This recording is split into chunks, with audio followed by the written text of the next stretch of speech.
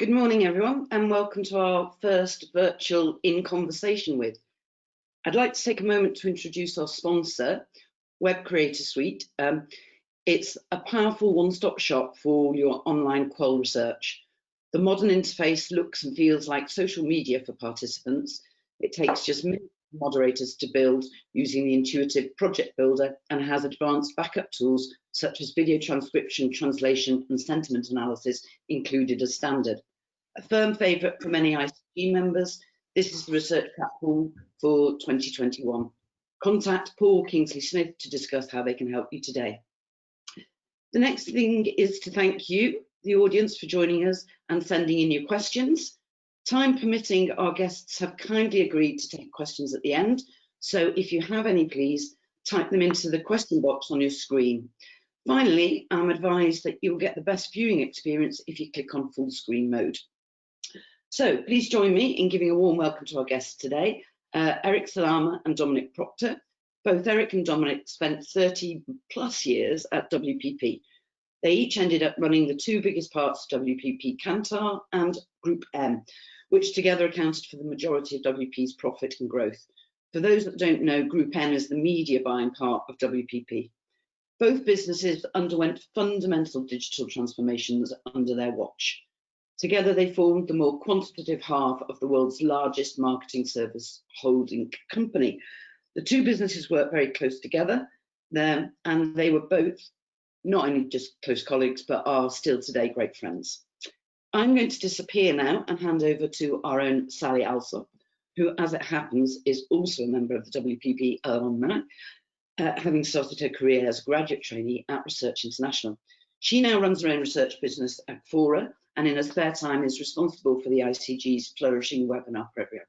Sally, over to you. Thank you, Teresa, and a huge welcome to Dominic and Eric. It's a great pleasure to meet you on here virtually again. And thank you so much for agreeing to share some of your time with us today. Yeah, Good morning. It's really meeting you. So in true market research tradition, we thought we'd kick off our little chat with something simple and a bit silly in order to break the ice. You've known each other a long time. You're clearly great friends, which is probably just as well. So if you had to write a Tinder profile for each other, what would it say? So shall we start with Eric? What would Dom's profile say? I didn't think, when you suggested this, I didn't think that you were actually going to ask it.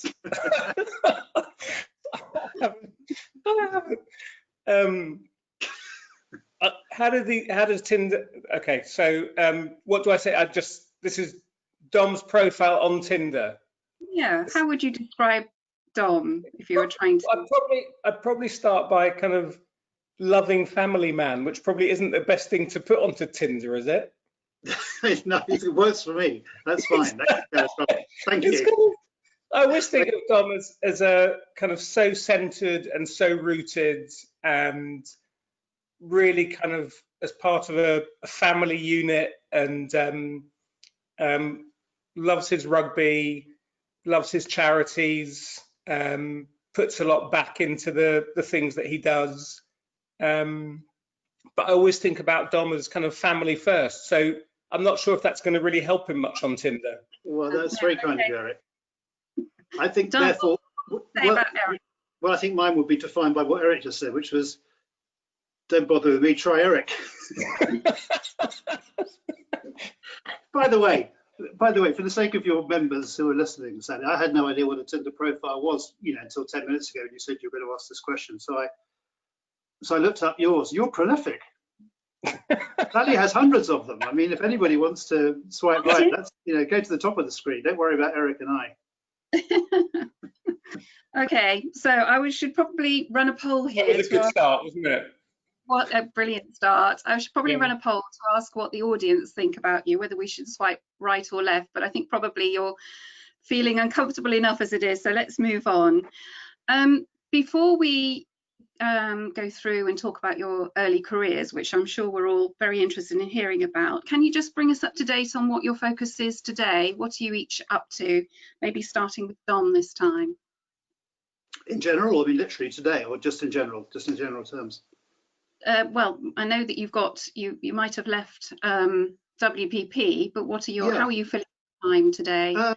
Well, it's been a while now. I mean, it's been over 4 years since I left WPP. It's extraordinary how quickly that's gone, for me anyway. It's been quite bizarre. And I guess my time largely is around sport, both rugby in particular. Eric mentioned that I'm still very involved in rugby, in the England rugby setup, which is fascinating and interesting. Difficult, of course, with COVID. Like every sport is completely challenged in every respect, physical, financial, and always up. It's a real struggle, but that takes up much more time than I imagined.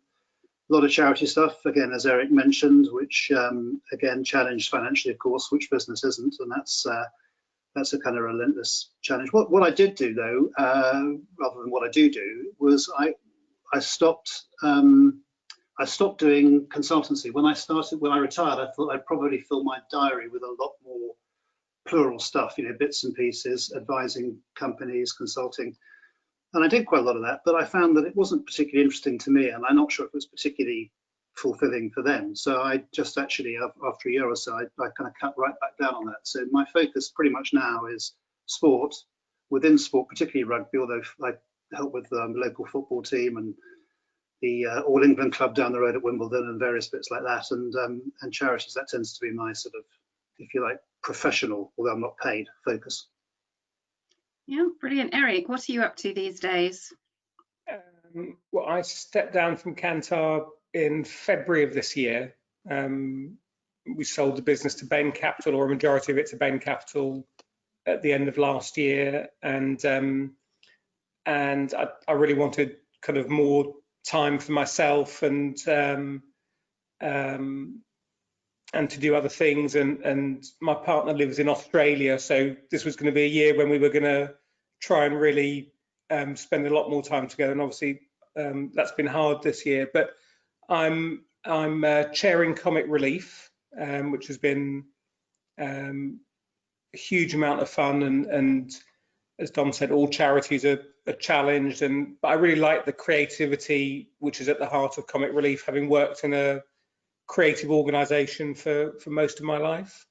I'm a senior fellow at the Kennedy School at Harvard, doing some work on data privacy.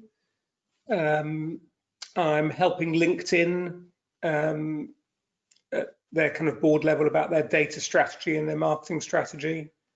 And I'm on the board of a digital research startup in the States called Morning Consult.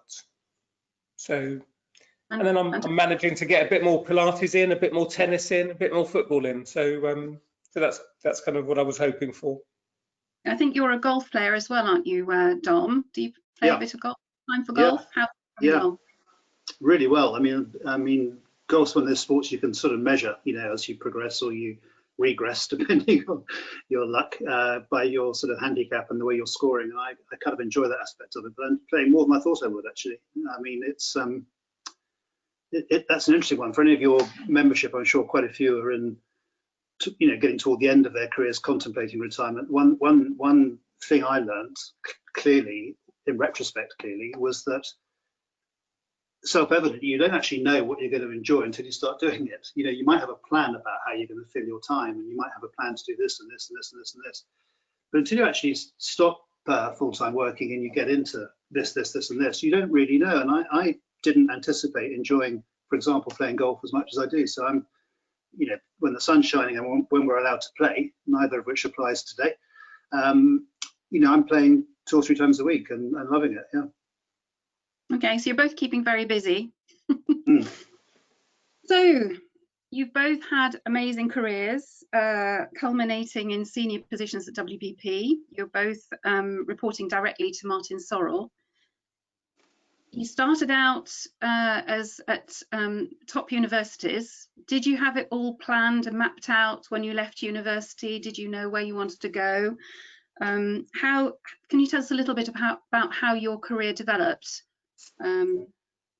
Was it down to good luck, serendipity? What are your thoughts there? Do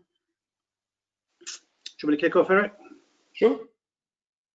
Luck in my case. I mean, in terms of starting, I mean, to be honest, I was at Durham, and I left Durham and had literally no real idea what to do, no plan. I met a guy at a party who was at Durham with me. He'd left the year before me actually, and he said, "What are you going to do?" I said, "I don't know. What do you do?" He said, "Well, you should do what I do. You should go and get a job in advertising." And I said, "Well, why would you want to do that?" And he said, "Basically, because it's really good fun. You drink all day, and the women are gorgeous." And so, on that advice, I literally got out the old yellow pages the next morning, and I looked under A for advertising agencies, and I wrote to the top. I think it was 20. That took me probably from about A to C, and the first one to write back, no, it must have been A to E, because the first one to write back was called Everett's, long since deceased, and I wrote to them, and they offered me a job, and that's the way I started. So complete serendipity or luck, yeah. All right, how about you, Eric? What happened? Same kind of thing. I was about to leave university and hadn't done any of the kind of milk round, anything. I hadn't gone to any presentations or anything, and I didn't really know what I was going to do, and that kind of infuriated my dad, who said, "You really should try and do something." And I saw an ad in a paper for a research assistant to an MP, a Labour MP, and I applied for that. I mean, it was just after the 1983 election, and Michael Foot had just led Labour to glorious failure, and I got a job at the House of Commons, and ended up working for 3 years for the front bench foreign affairs team, because no one wanted to work for the Labour Party in those days. So that was people like Dennis Healy and Robin Cook and George Robertson and George Fawkes, and fascinating time. And I didn't want to become an MP, and a lot of people that were in my roles were doing those jobs because they really wanted to go into Parliament, and most of them ended up going into Parliament. And I did a degree in the evenings at Birkbeck while I was there, and applied to a small company called the Henley Centre as an economist. Joined the Henley Centre, and about a year later, Martin bought the business. So it was really early on. I mean, it was even before he had bought JWT. So there was only 400 people in WPP at that time, and so I stayed at the Henley Centre for probably 8 years. Got to know people like Dom at that point, and then said to Martin, "I've been doing it, and I'm going to leave now because I need to do something else." And WPP had just gone through a really bad time, having bought Ogilvy, and he and the board wanted to turn WPP into something else. So we had a few chats, and he said, "Why don't you join as head of strategy for WPP?" So I joined the WPP board, became head of strategy, head of the kind of digital as it was at that stage. Stayed for 10 years. Said to him, "I've kind of run out of runway here and want to do something else." And we put all of the research and consulting companies together into Kantar, and I left WPP corporately to move to that, and then did that for 18 years. So I've only really changed jobs kind of twice, and a lot of it kind of just happened to be in the right place at the right time. Yeah, so mainly a career within WPP, which is quite unusual these days now. What career achievements are you most proud of, each of you? Maybe starting with Dom. Well, looking back, these things are always much, much clearer to me anyway, with the benefit of looking back from a long distance. I used to think it was probably being the chief exec at J. Walter Thompson, which was a fantastic company, particularly in those days. I'm not saying it isn't now, but it's a different company now, a different time. But in those days, it was a wonderful, wonderful agency. And I got that job at a fairly early age, and I thoroughly enjoyed it. It was intimidating, but really, I felt really proud, to do that. But looking back, actually, a much bigger achievement, if you can call it that, without any sort of false modesty, would be being involved in starting the Mindshare agency. And I say that not because it was particularly in itself an interesting project, but it was a market-changing project. You know, it was a much bigger project. It was fundamentally helping to change the structure of the industry rather than just JWT or Ogilvy or even WPP. It was profound in that respect. And again, of course, at the time, you just sort of think, well, you know, it's a job. And a bit like Eric, I happened to say to Martin after 5 or 6 years at JWT, you know, I'm thinking what to do next. And he said, well, we're thinking of starting a media agency. Why don't you have a crack at that? And that was pretty much the interview. And I didn't really think then about how difficult it would be and how profound and fundamental it would be if successful to the sort of structure of the group and the industry. So I think looking back, without doubt, in terms of an achievement, in terms of the importance, if you like, of what we all did then, it would be starting Mindshare, which was the first media agency in WPP, which then acquired lots of other companies, which became part of doing the same thing, which ultimately all rolled up into one sort of internal holding company called Group M, where we put all the media agencies together for the purpose of negotiating and efficiency, and then took it to that next level. But I would say, in terms of a sort of achievement to look back on, I think, Christ, that made a difference. It would be the setting up of Mindshare with a great team, many of whom I'm still very much in touch with. How about you, Eric? I think there's a few things, and you know, that period of time when I was at WPP, we did lots of interesting things. You know, whether it was working with Dom on setting up Mindshare or acquiring YNR, and then when I was at Kantar, I mean, it's a business which is unrecognisable now from the business that I joined in 2002 or 3, in terms of having a mix of survey-based insights and behavioural data, and obviously digital now at its heart. So I feel very proud of that. But actually, when I kind of look back on all of that, the thing that probably I feel proudest about was just the number of people whose careers developed while I was there, and I probably didn't realise it until I left. And obviously, when you leave, everyone's nicer to you. But just a lot of people who had felt that they'd been kind of well treated, whatever the circumstances, and whose careers I'd helped in some kind of way. And seeing some people who we had recruited age 21 into the WPP fellowship program, now running kind of major parts of WPP or competitors, is a really nice thing to see. You kind of think, you know, those people have really developed as people and as professionals, and it's a lovely thing to see. So it's probably around the people development and the progress that we made around that, around the kind of inclusion and diversity agenda, around developing young talent, and just seeing so many people do well. Do you think either of you benefited from an individual or somebody who acted in some way as a mentor for your careers, and who reached out and supported you as you progressed through the business? For me, that's a really interesting question, because and it's quite personal in a way, because I spend a lot of time, you know, when talking to new managers coming into the business or promoting people, encouraging them. One of the things they must do is to find someone to talk to.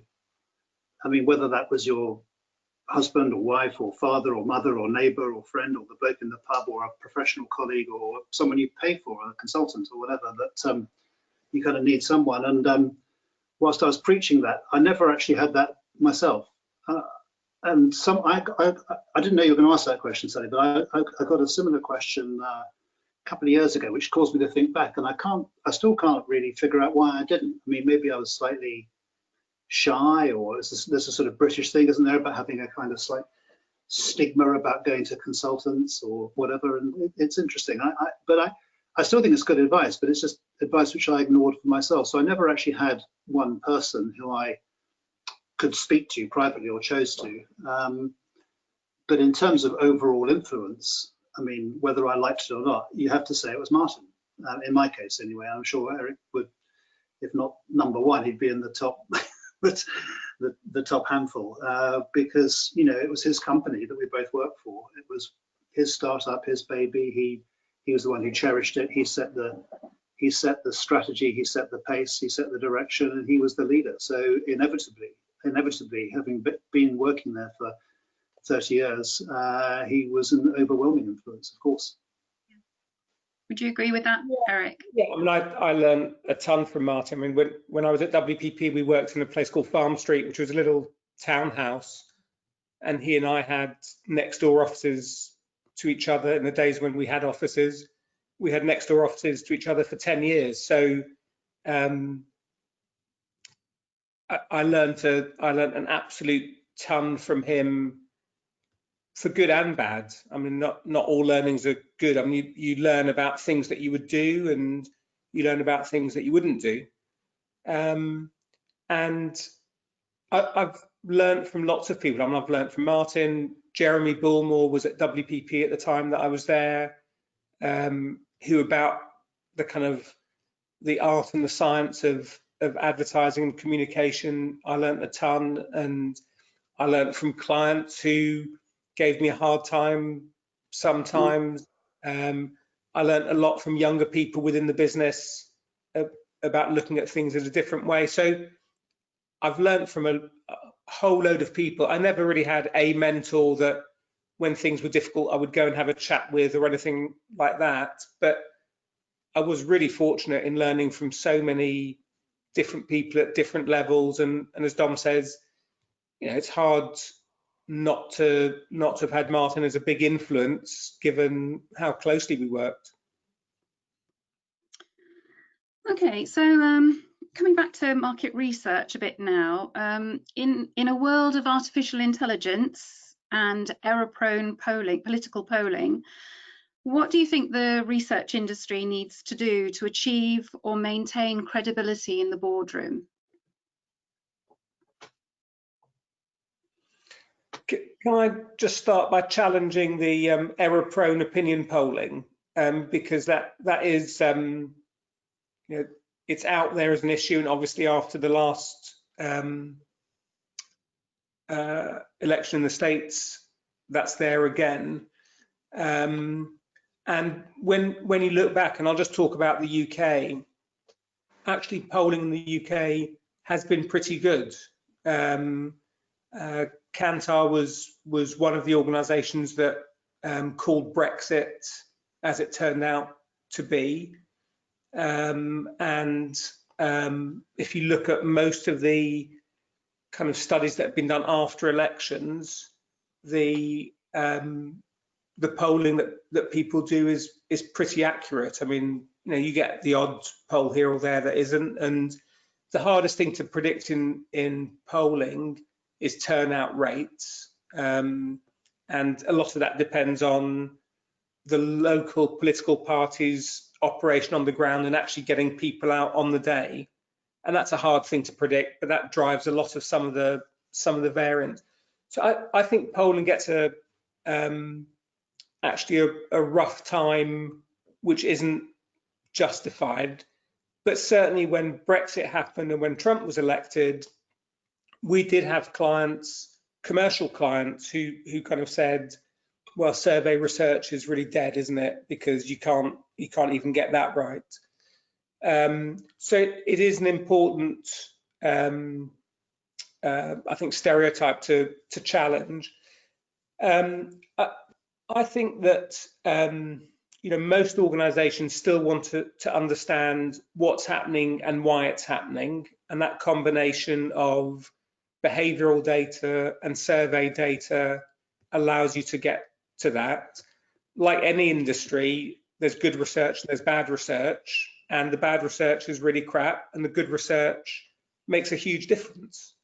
So I don't think it's about research as such, it's about what makes great research. And probably the biggest change over the last few years has been that clients want insights more or less in real time. They don't really have an appetite for, here's what's happened 6 months ago, and it takes us 6 months to give you the data, and they want stuff which is predictive.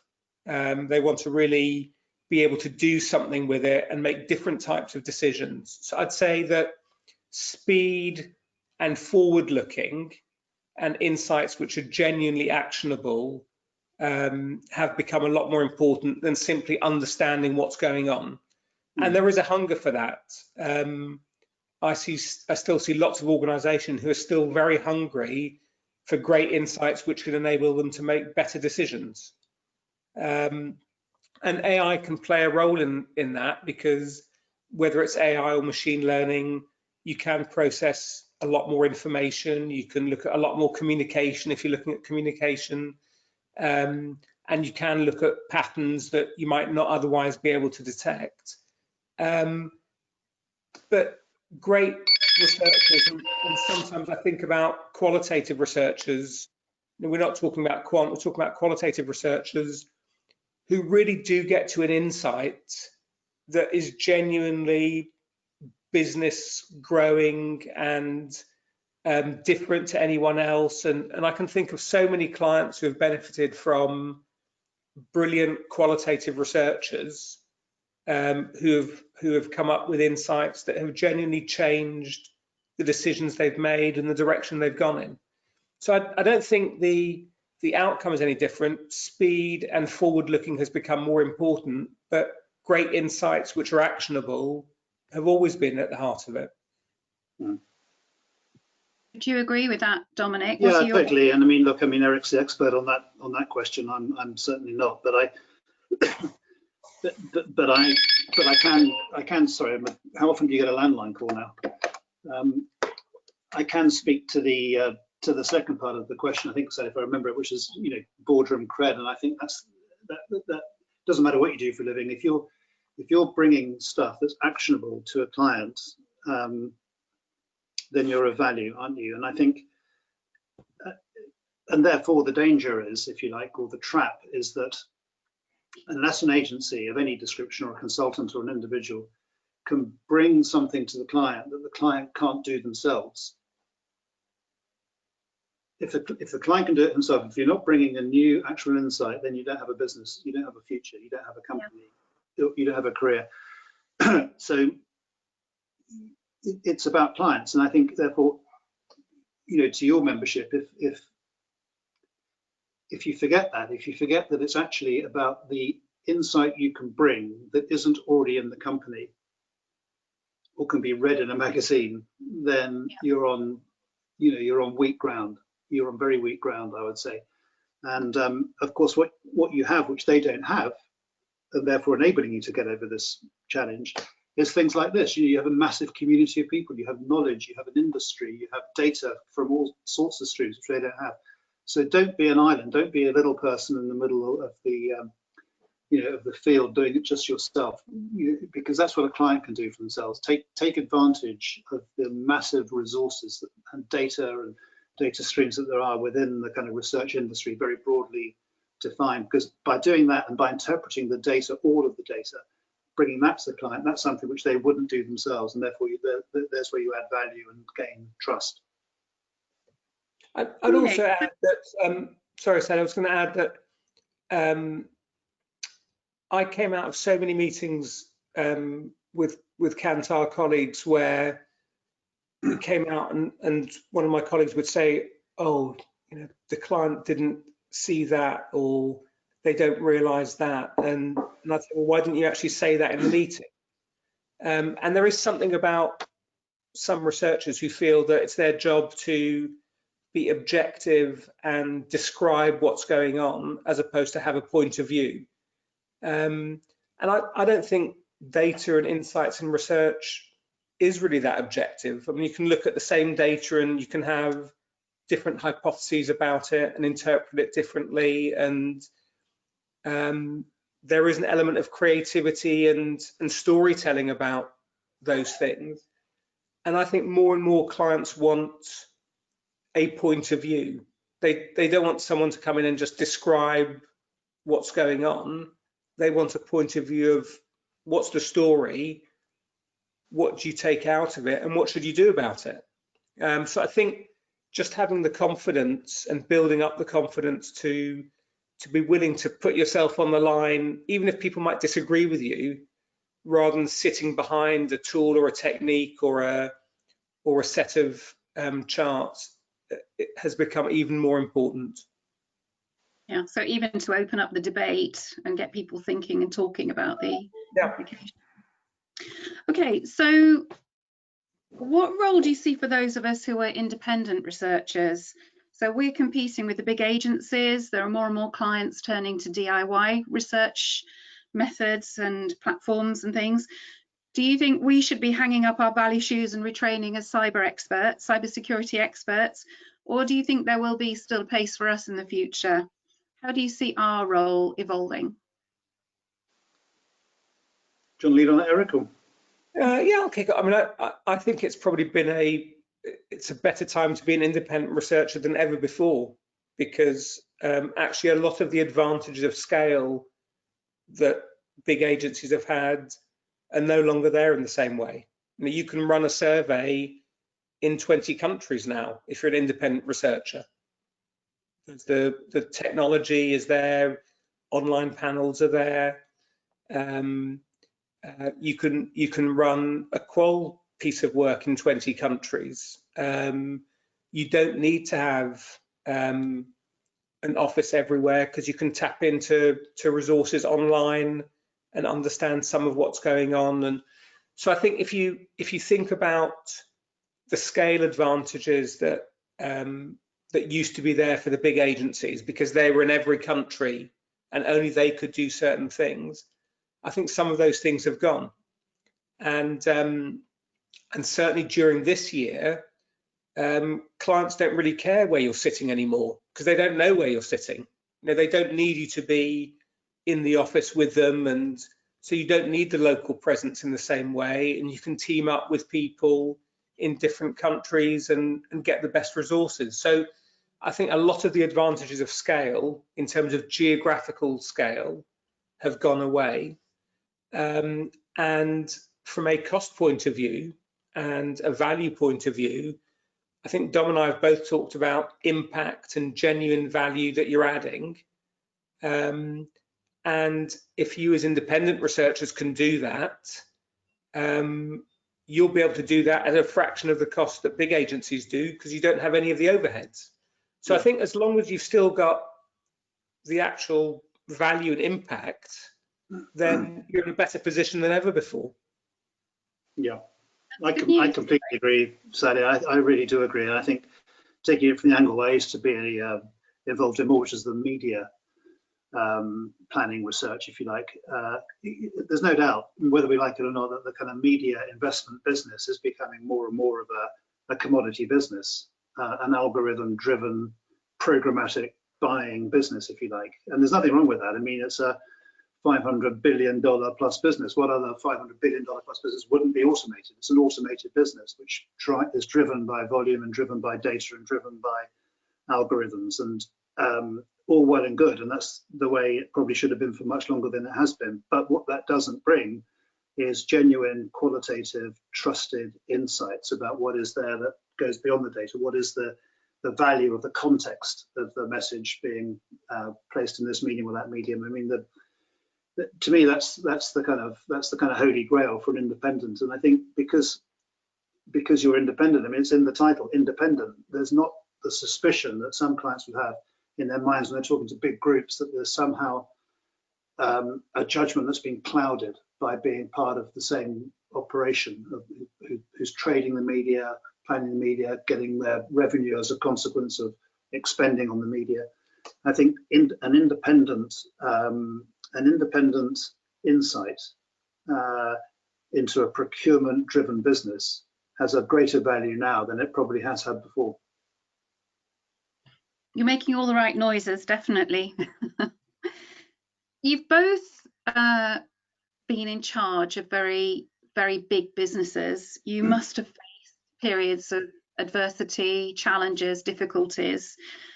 Can you give us some advice on how you stay or have stayed resilient over your careers? And can you offer any examples of how you've achieved that? I'm thinking that we're all facing fallout from COVID. the looming Brexit, well, partially delivered Brexit. What sort of advice and based on your experiences can you offer to help us facing these challenges today, come through them and maybe even see them as opportunities? Maybe starting with Dominic this time. Sure. Gosh, it's a profound question. Again, easier looking back than probably it was at the time. I felt that when we were in trouble, and you're right, it was a massive business. You know, we're a bit like Kantar, the same sort of scale, about 30,000 people in 1 million places around the world, and difficult to sort of manage. And there's always a problem somewhere in some country with some clients all the time, 24/7. And you know, we're born with this kind of big yoke of anxiety on our shoulders, aren't we? And we're so difficult to sort of to shrug that off. And there was always something troubling going on in the world. And I tended to find that, I mean, going back a couple of questions, because I personally didn't have a sort of like a trusted advisor or mentor, where I took my strength from was having a really good, comfortable, positive relationship with the senior team in the business, with whom there was an absolutely clear mutual trust and respect. And I found that to be incredibly useful. The sort of the absence of politics, if you like, and manoeuvring within the company was crucial. You know, you knew that if you were going to go into a difficult time with a country or a client or a project, if you were unified as a management group, genuinely, boy, that took a big weight off the shoulders. So I primarily took my comfort from that. In terms of getting out of the problems, almost always part of the solution was keeping it simple, keeping the solution simple. I mean, we really, all of us, I mean, everyone on this call, viewing or speaking, complicates things far more than we need to, far more than clients want us to. Probably because we think that by shrouding these issues in lots of kind of unfathomable language, it makes our roles sound more important than they are, which is nonsense. So keep things extremely simple. And always my sort of plea to the groups who were managing these troublesome accounts was only look at the solution from the point of view of the client. Look at it from the client's perspective. This is a client business. It's a client service business. Eric mentioned this a few questions ago. It's absolutely about the clients. I mean, the clients are the market. That's what defines the market, not what your competitors are doing, not what WPP want you to do. It's what the clients are asking for and needing. So if the solutions are kept simple, in simply understood, insightful language, and have an actionable solution which benefits the client and only the client, then that was a kind of decent set of marching orders, I always felt. Eric, what are your thoughts on that? Any tips you can offer it? Yeah, I think there's a few things. I mean, one is I'm quite grounded, so I don't really take praise too seriously, and I don't take criticism too seriously. And so when things have gone really well, it wasn't like an incredible high, and when things were going badly, it wasn't an incredible low. So I've kind of I've managed to just have a balanced approach to those kind of things. And I always felt that it was important to concentrate on what you could control. So there's lots of stuff that happens in business that you can't do anything about. And I didn't really worry about those things. I always focused on what we could actually do something about, and do that in a way that is not about blaming people. It's about trying to find solutions to things, because lots of crap happens, and there's a kind of tendency to like, well, whose fault is it? And it's not really about that at that point. I mean, you can have a performance conversation with someone later, but at that point in time, the only thing to do is to really diagnose what went wrong and what are we going to do to solve it. And then you can come on to, well, why did it happen and who did what, and at a later time. But at that point in time, it's just about figuring out what to do differently to solve it. I think there was one and we went through a lot. We had, you know, massive. We bought TNS in 2008, and that was a company with 15,000 people, and we did it the month of the Lehman crisis. So we had 2009, which was merging Kantar and TNS in the middle of what was then the worst recession for a while. So there's been lots of difficult situations, whether individual client situations or bigger corporate situations. Especially in the media area, we had some really tough situations where the Russian government wanted to nationalize our business, and the Turkish government was putting huge political pressure on us to do things in a different way, and the Chinese were doing the same. So lots of stuff, but the one incident that still sticks in my mind is the cyber attack that we suffered probably 4 years ago, and the whole of WPP was affected, and we had to shut down all of our technology. And I remember walking around the office in More London, literally walking around getting people to switch off their laptops. And we had some really difficult decisions to make over the ensuing few days, because it's not just laptops. Laptops are easy to retrieve. We had platform systems. So, you know, we do, or Kantar does, the collection of TV audience measurement data in the UK for Barb. Now, if you switch all of that off, it's not a matter of just the next morning switching it back on. You're a month away probably from being able to get everything working again, and the industry would have gone a month without any TV data. So there was kind of big decisions to make as to what we actually do, and at that point, coming back to something that Dom said, really having a team that you could have really tough, open, honest conversations about, and really surface everything. And that was difficult because I'm not a technology person. So questions as to should we switch all our systems off?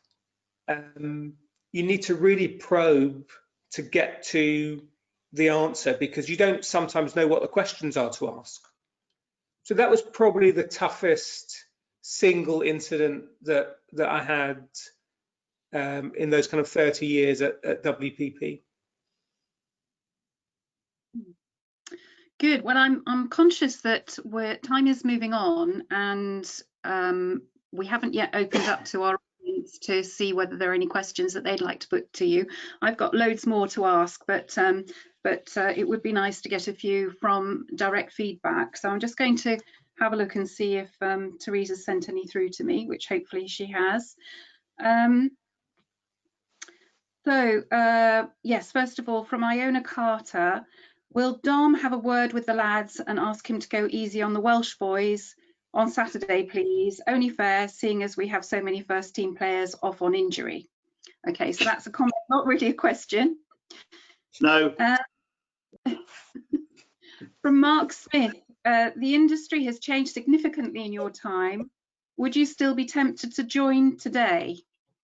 I mean, I don't know whether they're referring to research or media, but maybe Dominic, would you like to start?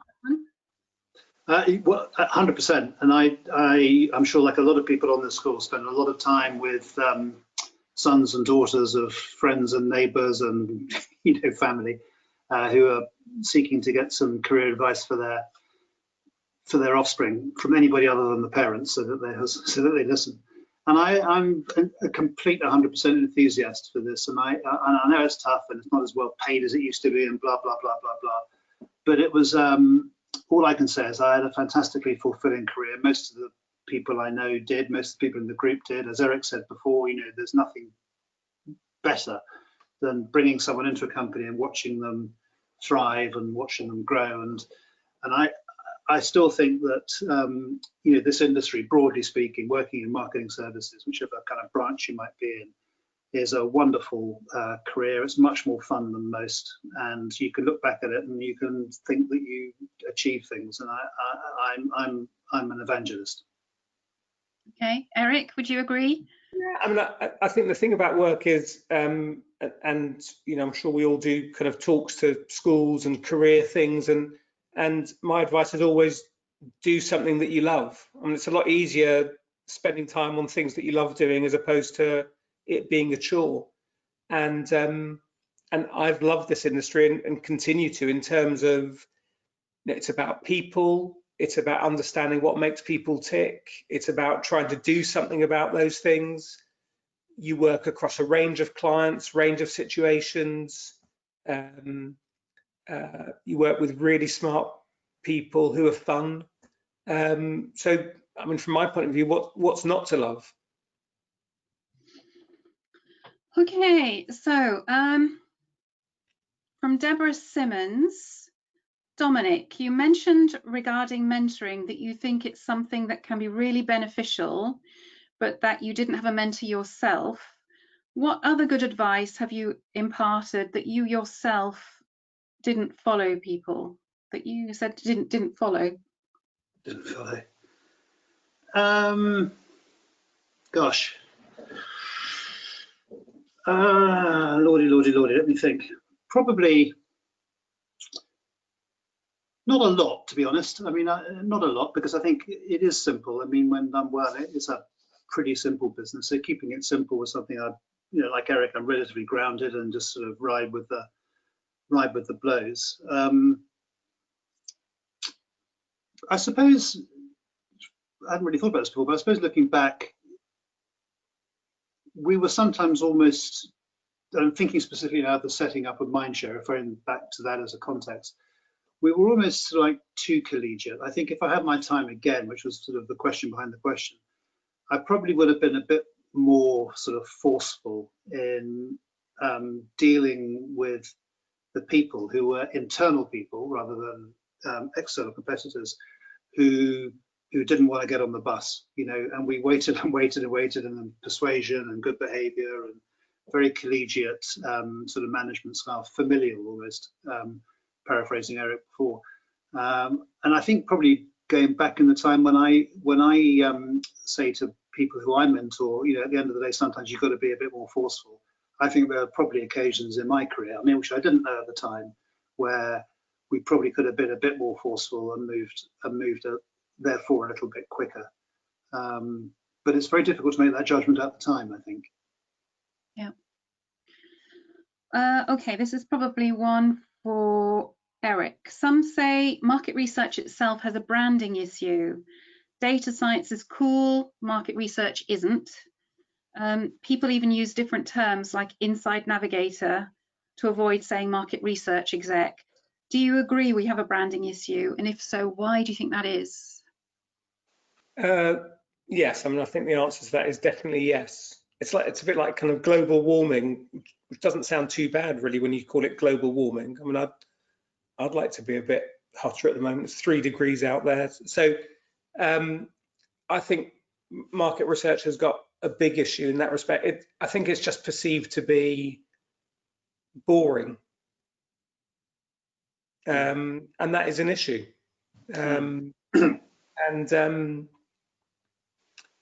And I think it comes back to what I was saying earlier on about having people who have points of view and use data to tell a story as opposed to hide behind data tabs and charts.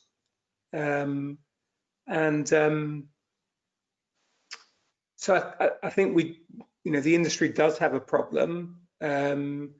It's not attracting necessarily some of the best people around. I think data science in a way has helped because as an industry, we've managed to bring in a lot more technology people, a lot more digital people, and the industry itself, as everyone who's involved in it will know, has genuinely transformed in terms of being more tech-centric and more digital. And but I think we've lost some of the craft skills. So there's a belief that anyone can put a survey together. and actually the difference between a good survey and a bad survey is huge. So I think we've lost some craft skills. We haven't really championed some of the things that we do well, and we haven't had the kind of influence that we would want. So it's been too easy for clients to cut budgets. If you think about Dom and me for a second, over the last 5 years, generally speaking, media budgets have gone up and research budgets have gone down. And that tells you something about where clients feel they will get the most return for their money. They think they're going to get more return if they put it into more media than they do from doing more research. I mean, if I can jump in, I know the question was aimed at Eric, but I think it was about the, what do you literally call yourselves? And we sort of went through this in the media side. It was interesting when Teresa was introducing this, she described the Group M, I think, as a media buying company. And that was what we were called decades ago. And we tried to get beyond that. It was a clunky title, media planning and buying. And actually in the last 15 years within WPP, we again used a different language. We called it media investment management in order to give it a status that it didn't really have, in order to give it an importance that it wasn't perceived to have. And we've failed. So that media investment management hasn't not become the way that the industry is described, but as a kind of internal, as an internal project to get people to rally behind it, it did have a big importance. And I wonder whether that would be true of the market research side, although it's probably always going to be called market research. If your companies or a company called themselves, and I don't know what it would be, knowledge management specialists or whatever, then whatever it was, and just relentlessly call themselves that and nothing else, then it might not work forever for the sector, but it would certainly be a good rallying call for that particular business. Okay, that's a good idea. We'll all rebrand ourselves now. What do you make, now this one's again, I think probably for Dominic, what do you make of the quality of creative output in advertising now compared to, say, the 90s? Have ads become less memorable? Well, maybe for both of you actually, but starting with Dominic. I think, gosh, I mean, probably no is the answer. I think there might be fewer absolutely standout, startling campaigns now that will be remembered in 20 years' time as we remember the ones from the 1990s. That's possibly the case. But I think overall, the qualities are high. I think it depends an awful lot on which geography you're in. And I think it depends an awful lot, which kind of sector you're in. But I think if the question rather is about creativity for the sake of creativity, kind of who cares? If it's about creativity for the sake of effectiveness and getting the products off the shelves or the knowledge of a company up or whatever it might be, the awareness scores, then I think it's probably higher now than it has been. But I have no evidence of that. I have no research to back me up on that. Okay, turning to the research. Eric, what's your view? I think there's probably just as much great advertising now as there ever was. There's also a lot more dross now. So we get exposed to it because there's just more media space, which gets filled with not very good stuff. And I think coming back to the issue of memorability, and Dom obviously knows this area better than me, but it's a lot easier for something to be memorable when there was only 1 or 2 commercial channels in the UK and everyone was watching it. And we obviously have fewer of those shared mass occasions in the same way, and we don't come into work the next day all talking about the same ad. Although, as we were waiting for this call to start, we were talking about Bake Off, and Channel 4 had its highest ever audience ever. 10 million people watched Bake Off final on Tuesday for Channel 4. And I'm sure that there's more stuff that, if we had more of those occasions, some of the commercial ads and things that we see in them would be more memorable as well, because we'd talk about them more. It goes back to the point about the context, you know, that in a world where, for example, TV advertising is bought by algorithms and just placed in wherever the eyeballs are the cheapest, you are losing that kind of qualitative, that context point, which something like Bake Off would give you. If you're the first ad in the centre break of Bake Off, you have to believe that's going to be more effective than one of the thousands of commercial messages you see on your tablet every day. Okay. Well, we're getting close to 12 o'clock now, so just one last question. In every study this year, CMOs have said that customer insight is the top priority, but yet 37% claim to have cut research budgets this year. How do we bridge this gap? I lost that question, Sally. Could you just repeat it? So yes, in every study this year, CMOs have said that customer insight is the top priority, but yet 37% claim to have cut research budgets this year. How do we bridge that gap? I think it's pretty straightforward, actually. Companies still need to understand their customers and how to grow markets more than ever before. They need to understand how to allocate media budgets. They need to understand how to grow a category. They need to understand what to do about pricing. So there's no shortage of things that they need to understand. But as an industry, we're not delivering well enough. And all of the things that we talked about earlier on, we haven't convinced CMOs and CEOs and procurement heads that they shouldn't cut our budgets. We haven't done enough great work which has made a difference and an impact. We've been too reticent to actually give points of view. And the opposite of all of that is also true. I know lots of clients who are increasing their budgets and are spending more because they're getting more value and have got great internal teams and have got great external suppliers. So I think you can look at it at the aggregate, but actually what's happening below the overall numbers is that you've got more people growing because they're doing great things, which are relevant and compelling, and you've got more people who are not adding enough value, whose budgets are being cut. Okay, so if you had to summarize and say what the top 3 things we should be doing or we should be working towards, what would you say those are?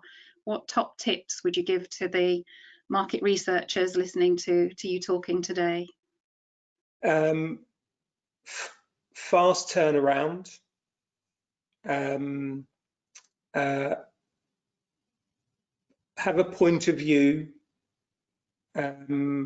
and be clear about the impact that your recommendations would have. Dominic, anything else? I mean, for sure, don't be shy. You know, don't be shy. You know, people are paying you for your points of view, and so don't be shy. Don't be the person who leaves the room saying the client didn't listen. You know, make sure they listen. Don't be shy. They're paying for that. That's what they want. And keep it simple. And going back several questions, only look at it from the client's point of view. Put yourself in the client's shoes. The client's yet to be born who would rather hear about your business more than about their business. Fantastic. Well, guys, unfortunately, that's all we've got time for.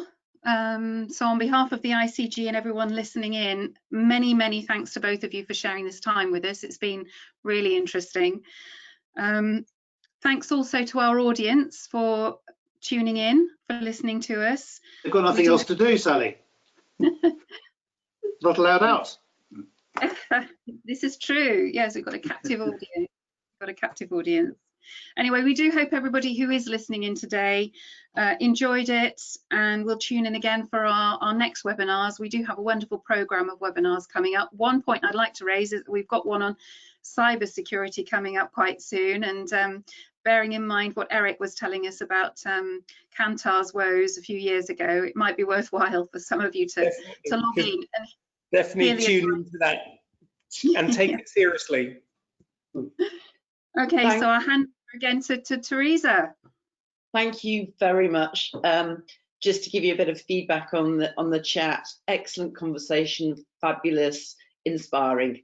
I know I'm chair of the ICG, but wow, it's been great. Thank you. Thank you both for inviting us. Thank you. Thanks, everyone. Bye-bye. Bye. Bye.